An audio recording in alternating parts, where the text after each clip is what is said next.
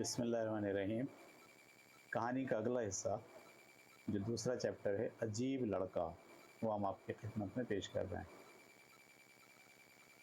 بزرج مہر جب پیدا ہوا تو اس کی ماں خواجہ بخت جمال کو یاد کر کے بہت روئی۔ عرصے سے اس کی خیر خبر معلوم نہیں ہوئی تھی اور نہ وزیر القش نے ہی اسے اس بارے میں کچھ بتایا تھا۔ بد نصیب عورت کئی مرتبہ وزیر کے محل کی طرف گئی، مگر غلاموں اور درباروں نے اسے دھکے دے کر نکال دیا۔ وہ دکھیا قسمت پر صبر اور شکر کر کے گھر میں بیٹھ گئی اور محنت مزدوری کر کے اپنا اور اپنے بچے کا پیٹ پالنے لگی۔ ننھا بزرج مہر جتنا خوبصورت تھا اتنا عقل مند بھی تھا۔ ایسی باتیں کرتا جنہیں سن کر بڑے بوڑھے دانتوں میں انگلیاں دبا لیتے۔ ٹھیک ہے، یہ بھی ایک محاورہ ہے، دانتوں میں انگلیاں دبانا۔ جب وہ 5 برس کا ہوا تو اس کی ماں اسے لے کر اپنے محلے کے ایک استاد کے پاس گئی۔ اس استاد کے پاس محلے بھر کے بچے پڑھنے آتے تھے۔ ایک زمانے میں بزرج مہر کے باپ خواجہ بخت جمال نے بھی اس استاد کو پڑھایا تھا، اور یہ بات بزرج مہر کی ماں کو معلوم تھی۔ اس نے استاد سے کہا کہ یہ بچہ تمہارے استاد کا بیٹا ہے۔ تمہارے استاد کو وزیر القش نے کسی کام سے چین بھیجا ہے، وہ ابھی تک لوٹ کر نہیں آیا۔ اگر وہ ہوتا تو اپنے بچے کو خود پڑھاتا، مگر اب تم یہ فرض ادا کرو۔ استاد نیک آدمی تھا، اس نے بزرج مہر کو پیار کیا اور کہا کہ میں اسے محبت اور شوق سے پڑھاؤں گا۔ اس کے بعد بزرج مہر روزانہ استاد کے پاس پڑھنے کے لیے جانے لگا اور چند روز کے اندر تمام بچوں سے آگے نکل گیا۔ جو بچے ایک سبق 2 دن میں یاد کرتے، اسی سبق کو بزرج مہر 1 گھنٹے میں یاد کر لیتا۔ ابھی وہ 10 برس ہی کا تھا کہ اس نے کئی علم اور فن سیکھ لیے اور ان میں خوب ماہر ہو گیا۔ ایک روز شام کو بزرج مہر چھٹی کے بعد گھر گیا تو اس کی ماں بستر پر لیٹی تھی۔ اس نے پوچھا، اماں لیٹی کیوں ہو؟ مجھے بخار ہو گیا ہے بیٹا، ماں نے کہا۔ آج تم بھوکے ہی سوؤ گے بیٹا، میں مزدوری نہیں کر سکی، اس لیے کھانے کے لیے گھر میں کچھ نہیں ہے۔ یہ سن کر بزرج مہر بے حد فکر مند ہوا۔ اپنی بھوک سے زیادہ اسے ماں کی بیماری کا دکھ تھا۔ وہ کہنے لگا، اماں کیا گھر میں کوئی چیز ایسی نہیں جسے بازار میں بیچ آؤں اور کچھ رقم مل جائے؟ نہیں بیٹا، اب ایسی کوئی چیز باقی نہیں رہی جو بازار میں بک سکے، پہلے ہی تمام چیزیں ایک ایک کر کے بک چکی ہیں۔ ہاں، طاق کے اوپر تمہارے نانا حکیم حماس کے ہاتھ کی لکھی ہوئی ایک بہت پرانی کتاب پڑی ہے، کوشش کرو شاید یہ کتاب کوئی تم سے خرید لے۔ بزرج مہر نے طاق میں جھانکا تو کونے میں ایک موٹی سی کتاب پڑی دیکھی، جس پر موٹے موٹے حروف میں لکھا تھا، حماس نامہ، حنیف حماس۔ جو شخص اس کتاب کو غور سے پڑھے گا اور سمجھے گا، اس پر اگلی پچھلی تمام باتیں ظاہر ہو جائیں گی۔ کتاب بے حد پرانی تھی اور اس کے ورق نہایت بوسیدہ تھے، کہیں کہیں الفاظ بھی دھندلے پڑ گئے تھے۔ بزرج مہر یہ کتاب دیکھ کر اسے پڑھنے میں مصروف ہو گیا۔ تھوڑی دیر بعد وہ چلا چلا کر رونے لگا، مگر ساتھ ساتھ کتاب بھی پڑھتا جاتا تھا۔ پھر یکا وہ ہنسا اور قہقہے لگانے لگا۔ بیٹے کی یہ حالت دیکھ کر ماں اپنی بیماری بھول گئی اور کہنے لگی، کتاب پڑھ کر کیا کہیں تمہارا دماغ تو نہیں چل گیا؟ ابھی تم دھاڑیں مار مار کر رو رہے تھے اور اب تم قہقہے لگا رہے ہو۔ بزرج مہر نے کتاب بند کر دی اور ماں سے کہا، یہ عجیب و غریب کتاب ہے، اسے پڑھ کر مجھے پتہ چل گیا ہے کہ ایک ظالم شخص نے کس طرح میرے بے گناہ باپ کو ہلاک کیا۔ یہی وجہ تھی کہ میں رویا اور ہنسا یوں کہ میں انشاءاللہ اس ظالم سے اپنے باپ کے خون کا بدلہ لینے میں کامیاب ہو جاؤں گا۔ بزرج مہر کی ماں نے جب یہ سنا تو خواجہ بخت جمال کو ہلاک کر دیا گیا ہے اور یہ خون وزیر القش نے کیا ہے، تو وہ بھی بہت خوب زور سے روئی، لیکن بزرج مہر نے اپنی ماں کو دلاسا دیا اور کہا کہ اماں اب رنج نہ کرو، میں بہت جلد وزیر سے انتقام لوں گا۔ یہ کتاب بتاتی ہے کہ بادشاہ مجھے اپنا وزیر بنائے گا۔ میرے باپ کا ڈھانچہ ابھی تک اسی جگہ پر موجود ہے جس جگہ القش وزیر نے نیا محل بنوایا ہے۔ اچھا، اب میں بازار جا کر کھانے پینے کی چیزیں لاتا ہوں، لیکن چیزیں خریدنے کے لیے تمہارے پاس پیسے کہاں ہیں؟ کیا کسی سے ادھار لوگے؟ نہیں اماں، ادھار لینا ٹھیک نہیں۔ اس کتاب نے مجھے ایک ایسا طریقہ بتا دیا ہے جس سے میں کھانے پینے کی چیزیں پیسوں کے بغیر ہی لے آیا کروں گا، تم فکر نہ کرو۔ اور وہ اپنی والدہ کو حیران پریشان چھوڑ کر بزرج مہر گھر سے نکلا، سیدھا بنیے کی دکان پر گیا اور کہنے لگا، تم مجھے پہچانتے ہو؟ ہاں، بنیے نے جواب دیا، تم خواجہ بخت جمال کے لڑکے ہو۔ وزیر نے کہا، میرے بے گناہ باپ کو قتل کر دیا ہے۔ بزرج مہر نے کہا، اور میں اپنے باپ کے خون کا بدلہ لوں گا۔ دکاندار یہ سن کر حیران ہوا اور کہنے لگا، تم وزیر سے کیسے انتقام لوگے؟ وہ تمہیں بھی مروا دے گا۔ بزرج مہر ہنسا اور بولا، وزیر میرا بال بھی بیکا نہیں کر سکتا۔ ٹھیک ہے، یہ بھی ایک محاورہ ہوتا ہے، بال بیکا کرنا، یعنی نقصان پہنچانا۔ ٹھیک ہے، اب تم ایسا کرو کہ روزانہ 2 سیر آٹا، 1 سیر شکر، آدھ سیر گھی، 5 سیر کوئلے میرے گھر بھجوا دیا کرو۔ لیکن پیسے؟ بنیے نے پوچھا۔ بزرج مہر نے آنکھیں نکال کر بنیے کو گھورا اور کہا، تو مجھ سے پیسے مانگتا ہے؟ میں جانتا ہوں کہ ابھی پچھلے مہینے کسان کئی 100 من گیہوں بیچنے کے لیے تیرے پاس لایا تھا اور تو نے اس کو دھوکہ دے کر اس کے گیہوں پر قبضہ کر لیا تھا، اور اگر یہ بات ابھی جا کر بادشاہ کی عدالت میں کہہ دوں تو تیری بوٹیاں چیل کووں کو کھلانے کا حکم دے دے گا۔ بزرج مہر کے منہ سے یہ بات سن کر بنیا تھر تھر کانپنے لگا۔ ٹھیک ہے، یہ بھی ایک محاورہ، تھر تھر کانپنا۔ سچ مچ اس نے پچھلے مہینے ایک کسان کو دھوکے سے لوٹ لیا تھا اور اس کے سارے گیہوں پر قبضہ کر لیا تھا۔ وہ حیران تھا کہ یہ راز بزرج مہر کو کیسے معلوم ہوا۔ ہاتھ جوڑ کر کہنے لگا، خدا کے لیے یہ بات کسی سے نہ کہنا، میں ہر طرح سے تمہاری خدمت کرنے کے لیے حاضر ہوں۔ جتنی چیزیں تم نے کہی ہیں روزانہ تمہارے گھر بھجوا دیا کروں گا۔ اب بزرج مہر قصائی کی دکان پر گیا۔ وہ چھریاں اور کلہاڑے تیز کر رہا تھا۔ بزرج مہر نے اس سے کہا، تم مجھے پہچانتے ہو؟ ہاں، تم خواجہ بخت جمال کے لڑکے ہو، کیا کام ہے مجھ سے؟ قصائی نے سختی سے کہا۔ اس کا خیال تھا کہ لڑکا یا تو گوشت ادھار لینے آیا ہے یا کچھ پیسے مانگے گا۔ بزرج مہر نے کہا، تم روزانہ 1 سیر گوشت میرے گھر بھجوا دیا کرو۔ 1 سیر؟ قصائی نے حیرت سے کہا، اور پیسے کون دے گا؟ بزرج مہر ہنسا اور کہنے لگا، ارے ظالم، تو مجھ سے پیسے مانگتا ہے؟ کیا بھول گیا کہ پچھلے ہی مہینے تو نے بکریاں بیچنے والے ایک تاجر سے کئی 100 بکریاں خریدیں، اور جب وہ قیمت لینے کے لیے تیرے مکان میں آیا تو نے اسے مار کے اپنے مکان کی ایک اندھیری کوٹھری میں گاڑ دیا۔ ابھی جا کر بادشاہ سے کہتا ہوں۔ یہ بات سن کر قصاب کا تو دم ہی نکل گیا۔ قصاب قصائی کو بولتے ہیں، گوشت بیچنے والے کو قصاب۔ یہ بات سن کر قصاب کا تو دم ہی نکل گیا، ہونٹ خشک ہو گئے اور چہرہ زرد پڑ گیا۔ وہ حیران تھا کہ اس 10 برس کے لڑکے کو یہ بات کیسے معلوم ہو گئی۔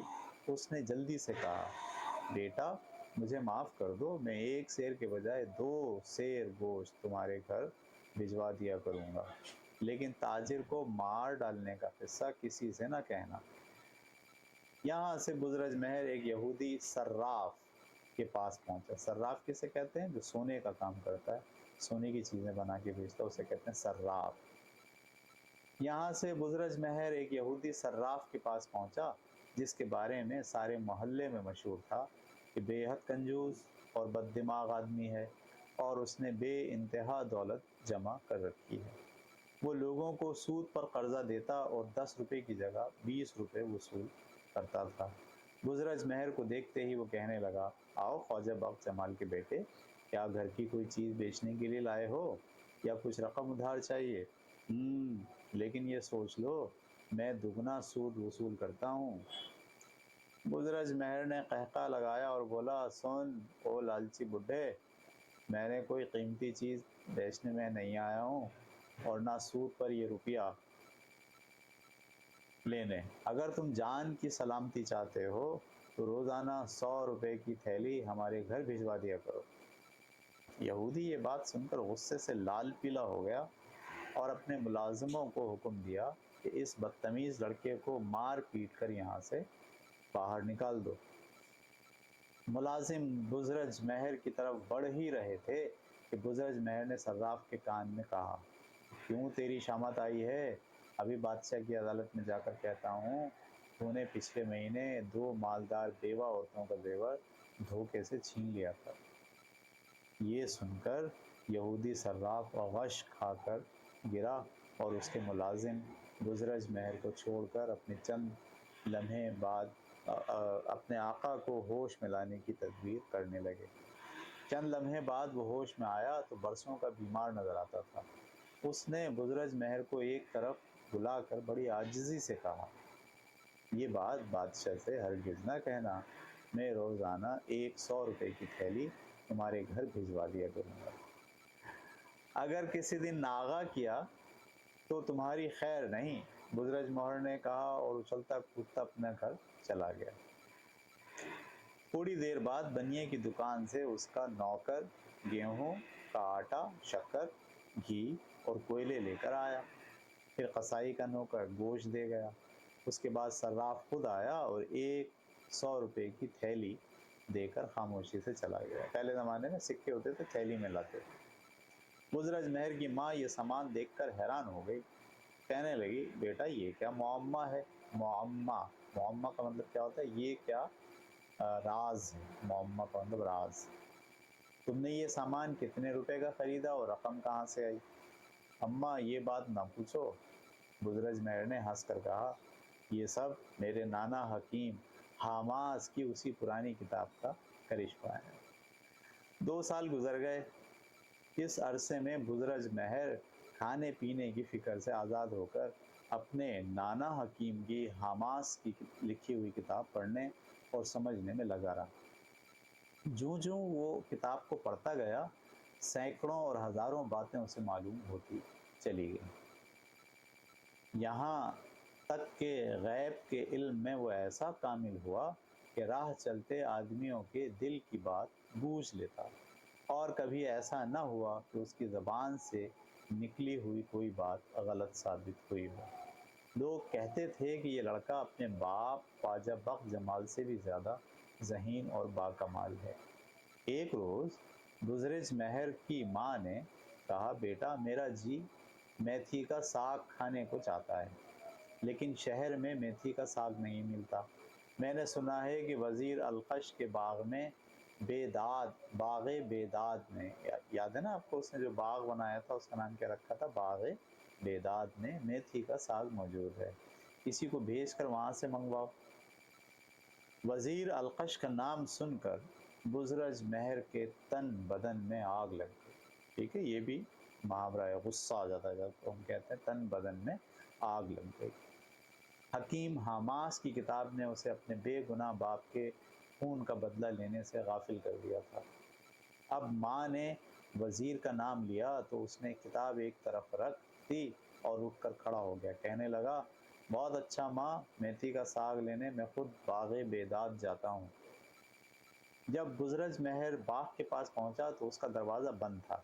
اس نے باغبان کو آواز دی۔ تھوڑی دیر میں ایک موٹا تازہ آدمی دروازے پر آیا۔ کیا دیکھتا ہے کہ 12-13 سال کا ایک لڑکا، بھولا بھالا سا لڑکا کھڑا ہے۔ کیا بات ہے، کیا چاہیے؟ باغبان نے بزرج مہر سے پوچھا۔ میری ماں کا دل میتھی کا ساگ کھانے کو چاہتا ہے، بزرج مہر نے کہا، اور میتھی کا ساگ سوائے اس باغ کے اور کہیں نہیں۔ تمہاری مہربانی ہوگی اگر تھوڑا سا ساگ دے دو۔ باغبان سخت ناراض ہوا اور کہنے لگا، صرف اتنی سی بات کے لیے تو نے مجھے آواز دی؟ کیا میں نے کنجڑے کی دکان کھول رکھی ہے جو تجھے ساگ دیتا پھروں؟ کنجڑے کا مطلب سبزی والے کو بولتے ہیں۔ مجھے تیرے بھول پن پر ترس آتا ہے، ورنہ اتنا پیٹتا کہ ساری زندگی یاد کرتا۔ جا دفع ہو جا۔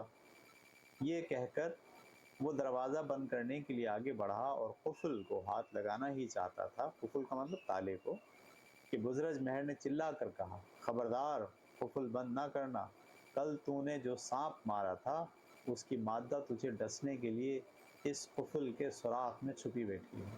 بڑا تالا تھا، اس کے سوراخ میں چھپی۔ یہ سن کر باغبان حیران رہ گیا۔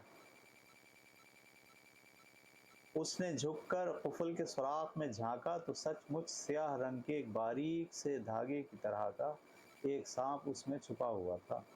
باغبان نے فوراً اسے ہلاک کیا اور دل میں کہنے لگا کہ یہ لڑکا تو بڑے کمال کا ہے، میں نے خواہ مخواہ اسے برا بھلا کہا۔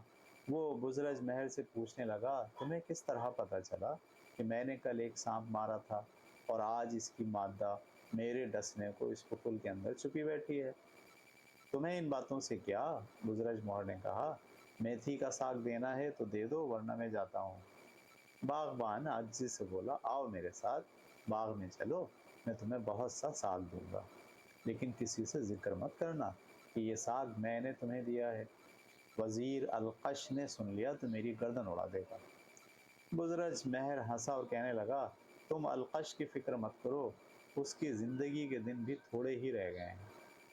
بزرج مہر جب باغ کے اندر گیا تو اس کی خوبصورتی دیکھ کر حیران رہ گیا۔ سینکڑوں قسم کے پھول اور پودے یہاں لگے ہوئے تھے، ٹھنڈی ٹھنڈی ہوا چل رہی تھی اور جا بجا اونچے فواروں میں سے دودھ کی مانند سفید پانی ابل رہا تھا۔ درختوں کی شاخوں پر ہزاروں خوبصورت اور حسین پرندے بیٹھے چہچہا رہے تھے۔ باغ کے بالکل درمیان میں سنگ مرمر کی بنی ہوئی ایک عالی شان بارادری تھی، جس کی دیواروں اور فرش پر ہیرے جواہرات جڑے گئے تھے اور ان کی چمک اتنی تھی کہ آنکھ نہیں ٹھہرتی تھی۔ باغبان نے بزرج مہر کو باغ کے اندر الماس کے بنے ہوئے ایک تخت پہ بٹھایا اور آپ میتھی کا ساگ توڑنے کے لیے دوسری طرف جانے ہی لگا تھا کہ وزیر القش بھی ٹہلتا ہوا ادھر آ نکلا۔ اس نے بزرج مہر کو دیکھا تو باغبان سے پوچھا، یہ کون ہے؟ باغبان نے ہاتھ باندھ کر کہا، حضور، یہ لڑکا عجیب و غریب باتیں کرتا ہے جنہیں سن کر میری عقل تو دنگ ہے۔ پھر اس نے قفل میں چھپے ہوئے سانپ کی داستان سنائی۔ وزیر القش بہت حیران ہوا اور غور سے بزرج مہر کو دیکھنے لگا۔ پھر اس نے باغبان کو وہاں سے چلے جانے کا حکم دیا اور بزرج مہر کو بارادری میں لے گیا۔ تخت پر بیٹھنے کے بعد القش نے بزرج مہر سے پوچھا، لڑکے، تیرا نام کیا ہے اور تجھے یہ علم کہاں سے حاصل ہوا؟ میرا نام بزرج مہر ہے، میرے باپ کا نام خواجہ بخت جمال اور نانا کا نام حکیم حماس تھا۔ میں نے یہ علم اپنے نانا کی ایک کتاب حماس نامہ سے حاصل کیا ہے۔ خواجہ بخت جمال کا سن کر القش گھبرایا اور خوف سے کانپ اٹھا، لیکن پھر سنبھل گیا۔ تیرے باپ کو میں جانتا ہوں، وہ بہت نیک اور اچھا آدمی ہے اور اسے میں نے ایک کام سے ملک چین بھیجا ہے۔ یہ سن کر بزرج مہر کا رنگ غصے سے سرخ ہو گیا اور کہنے لگا، آپ غلط کہتے ہیں، میرا باپ اس دنیا میں نہیں ہے، اسے ایک ظالم اور سنگدل شخص نے دولت کے لالچ میں قتل کر دیا ہے۔ اب میں اپنے باپ کے قتل کا بدلہ لینے کی فکر میں ہوں۔ یہ سن کر القش کے ہوش ہو گئے، سمجھ گیا کہ اس لڑکے کو سب کچھ معلوم ہو چکا ہے اور یہ مجھ سے بدلہ لے گا۔ اس نے دل میں فیصلہ کیا کہ اسے کسی فریب سے ٹھکانے لگا دینا چاہیے۔ کہنے لگا، افسوس کہ تمہارے باپ کو کسی نے قتل کر دیا، مجھے اب تک یہ بات معلوم نہ تھی۔ خیر، تم رنج نہ کرو، میں اس پاپی کو اپنے ہاتھ سے سزا دوں گا۔ اب یہ بتاؤ کہ تم اس باغ میں کیسے آئے؟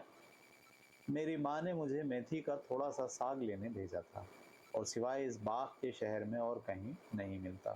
اچھا، تم یہیں بیٹھو، میں بھی کسی غلام سے کہتا ہوں کہ تمہارے لیے میتھی کا ساگ توڑ کر لائے۔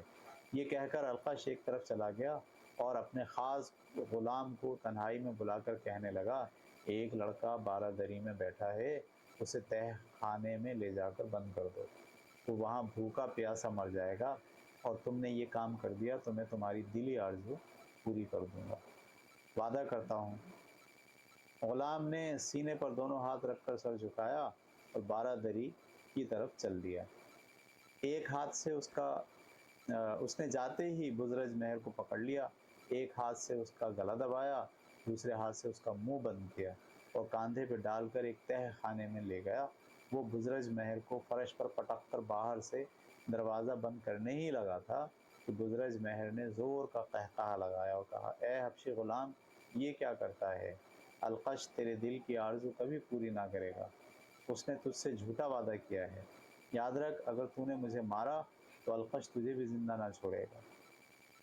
غلام نے اپنا ہاتھ روک لیا اور حیرت سے بزرج مہر کو دیکھنے لگا۔ پھر اس نے آہستہ سے کہا، بھلا تجھے کیوں کر پتہ چلا کہ القش نے مجھ سے کیا کہا اور میرے دل کی آرزو کیا ہے؟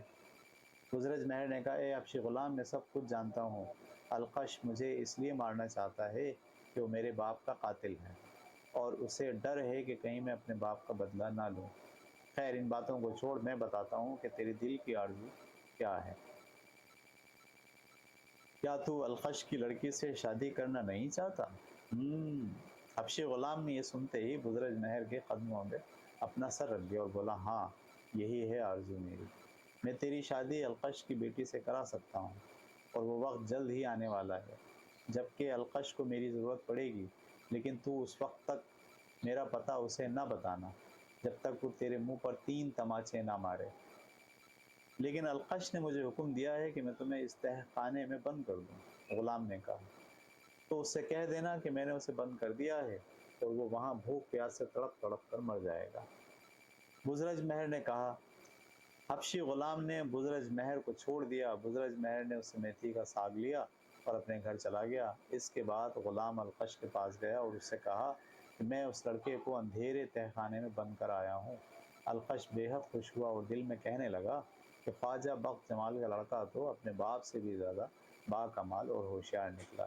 اگر اسے چھوڑ دیا جاتا تو ضرور مجھ سے انتقام لیتا۔